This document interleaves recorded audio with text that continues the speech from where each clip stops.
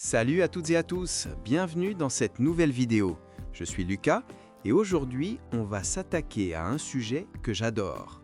Vous savez, quand vous voyagez, la première chose qu'on vous demande après votre nom, c'est « D'où viens-tu » ou « Où habites-tu » Savoir décrire son lieu de vie, c'est la base de toute rencontre humaine. Salut Lucas, salut tout le monde. C'est vrai, parler de sa ville, c'est parler de soi, de ses racines, de son quotidien. Et aujourd'hui, les amis, on ne va pas seulement vous donner une liste de mots ennuyeux comme dans un dictionnaire, on va vous apprendre à raconter une histoire, à faire rêver les gens avec vos descriptions. Exactement. Restez bien avec nous jusqu'à la fin de la vidéo, car Chloé a préparé un défi spécial. Et nous allons vous donner une astuce magique pour ne plus jamais chercher vos mots quand vous décrivez un quartier. C'est une technique que j'utilise moi-même quand je voyage à l'étranger. Mais avant de commencer, j'ai une question pour vous, un petit test de culture. Regardez bien notre décor aujourd'hui. Selon vous, dans quelle ville, Lucas et moi, nous trouvons-nous? Écrivez votre réponse dans les commentaires maintenant. On va voir qui a l'œil. Et si vous voulez progresser en français chaque semaine de manière décontractée, abonnez-vous et activez la petite cloche. C'est très important pour nous aider à faire grandir cette communauté. Alors Chloé, imaginons que nous sommes dans une soirée internationale. Je ne te connais pas encore. Je m'approche de toi et je te demande « Alors Chloé, tu habites où exactement ?» C'est la question de base pour briser la glace. La réponse classique, celle qu'on apprend au tout début, c'est « j'habite à » suivi du nom de la ville. Par exemple, j'habite à Paris, j'habite à Lyon ou j'habite à Bordeaux. C'est simple, c'est efficace, mais c'est un peu court, non? Oui, c'est un peu sec. Si on veut engager la discussion, on peut être plus précis. Par exemple, si j'habite un peu loin du centre, dans une zone plus calme, qu'est-ce que je dis? Très bonne question. Si tu n'es pas dans le centre, tu peux dire « j'habite en banlieue » ou « j'habite dans les environs de Paris ». La banlieue, c'est la zone géographique autour de la grande ville. C'est souvent là qu'on trouve des jardins, plus d'espace et de la tranquillité. Et si je suis un vrai citadin, que j'adore le bruit et les lumières, qu'est-ce que je dis? Tu diras « j'habite en plein centre-ville » ou même « j'habite dans l'hypercentre ». C'est là où se trouvent tous les magasins, les cinémas, les théâtres et malheureusement les bouchons. Moi, j'aime bien préciser le caractère de la ville. On peut dire « j'habite dans une ville portuaire » si c'est au bord de la mer, c'est tout de suite plus poétique. Ou alors « j'habite dans une ville étudiante ou universitaire ». On imagine tout de suite une ambiance jeune avec beaucoup de café et de vie nocturne. C'est vrai, ça donne tout de suite une couleur à votre phrase. D'ailleurs, les amis qui nous regardent, on veut faire un petit sondage. Est-ce que vous habitez dans une grande métropole internationale, dans une ville moyenne très calme ou dans un petit village pittoresque? Écrivez-le en français en utilisant « j'habite dans un » ou « une ». Partie 2. Les adjectifs pour donner de la couleur à votre description. Maintenant qu'on a posé le cadre, il faut décrire l'ambiance. Une ville, c'est une atmosphère. Chloé, quels sont tes adjectifs préférés pour décrire une ville qu'on aime? Pour être positif, on a l'embarras du choix. Ma ville est magnifique, elle est charmante, ou encore c'est une ville très accueillante. J'aime beaucoup ce mot accueillant. Il décrit une ville où les gens sont ouverts et souriants. C'est important. Mais parfois, la réalité est plus intense. Comment on dit quand il y a énormément de monde dans les rues? On dit que la ville est bondée ou très touristique. Par exemple, pendant les vacances, les rues de Paris sont bondées. On peut aussi dire qu'une ville est bruyante ou polluée, si on veut être honnête sur les défauts. Et le contraire de bruyant, c'est ce que je cherche pour mes vacances. C'est calme ou paisible. On peut dire « mon quartier est très paisible, on n'entend presque pas les voitures ». C'est un luxe dans les grandes villes. Un autre adjectif que les Français utilisent tout le temps, c'est animé. Une ville animée, c'est une ville qui a de l'énergie.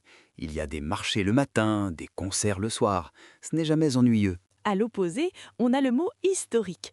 C'est une ville historique avec beaucoup de vieux bâtiments, des remparts et des églises anciennes. C'est parfait pour ceux qui aiment l'histoire et l'architecture. Passons au concret. Chloé, si je viens te rendre visite pour un week-end, qu'est-ce qu'il y a à faire et à voir dans ta ville? C'est là qu'on utilise la structure la plus importante du français pour décrire. Il y a. C'est vraiment la clé. Dans ma ville, il y a un immense parc où tout le monde fait du sport. Il y a une cathédrale gothique très célèbre. Il y a beaucoup de petites boutiques artisanales. Et n'oublions pas les aspects pratiques, car c'est utile pour les touristes. Il y a une gare TGV juste à 10 minutes du centre.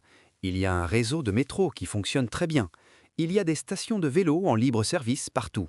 Chloé, on va tester le vocabulaire des auditeurs. Je te donne un lieu et tu nous dis pourquoi c'est un incontournable dans une ville française. La mairie. La mairie, ou l'hôtel de ville, c'est souvent le plus beau bâtiment de la place principale. C'est là que bat le cœur administratif de la cité. Le marché de plein air. Le marché, c'est sacré. C'est là qu'on achète le bon fromage, les olives, le pain chaud. C'est l'endroit idéal pour pratiquer son français avec les commerçants. Le jardin public. C'est le poumon de la ville. C'est là qu'on va se reposer, lire un livre sur un banc ou faire un pique-nique avec des amis. Magnifique. Les amis, dites-nous, quel est l'endroit spécifique que vous préférez dans votre ville? Votre parc préféré, une petite place cachée avec une fontaine? Partagez vos secrets avec nous. Partie 3, zoom sur le quartier et le voisinage. Une ville peut être immense, donc on finit par parler de son quartier. C'est notre petit village à l'intérieur de la ville. J'adore mon quartier. Chloé, comment on décrit un quartier où il fait bon vivre? On peut dire que c'est un quartier résidentiel, donc calme et familial, ou alors un quartier commerçant, où vous avez tout au pied de votre immeuble, la boulangerie, l'épicerie, le fleuriste. Il y a aussi les quartiers historiques, avec des rues pavées et beaucoup de charme. Mais attention, c'est parfois difficile d'y circuler en voiture. Et pour les jeunes ou les artistes, on parle de quartier branché. C'est là qu'on trouve les bars à jus, les galeries d'art moderne et les concept stores. C'est très vivant le soir. Une expression très utile en français. Tout est à proximité. Cela signifie que vous n'avez pas besoin de transport. J'ai la chance d'habiter dans un quartier où tout est à proximité. Je peux faire mes courses, aller à la banque et au cinéma à pied en 5 minutes. C'est la définition du bonheur urbain, non? On sait que les Français aiment bien se plaindre un petit peu, c'est culturel. Alors Chloé, qu'est-ce qui t'énerve dans ta ville? Oh, sans hésiter, les bouchons, les embouteillages, c'est terrible le matin et le soir. On peut dire, il y a trop de circulation, c'est stressant. Et le bruit? Ma ville est très bruyante, surtout la nuit, à cause des travaux ou de la fête. C'est le côté négatif des villes animées. Mais heureusement, il y a des avantages. Pour exprimer son opinion, on peut utiliser « à mon avis, le plus grand avantage, c'est l'offre culturelle ». Je trouve que ma ville est très dynamique économiquement. L'inconvénient majeur, c'est le prix des loyers. C'est le grand sujet de discussion en France en ce moment. On peut aussi dire que le coût de la vie est abordable, si la ville n'est pas trop chère. C'est un argument important pour choisir où habiter. Partie 6. Guide de survie. Demander son chemin. Imaginons une situation concrète.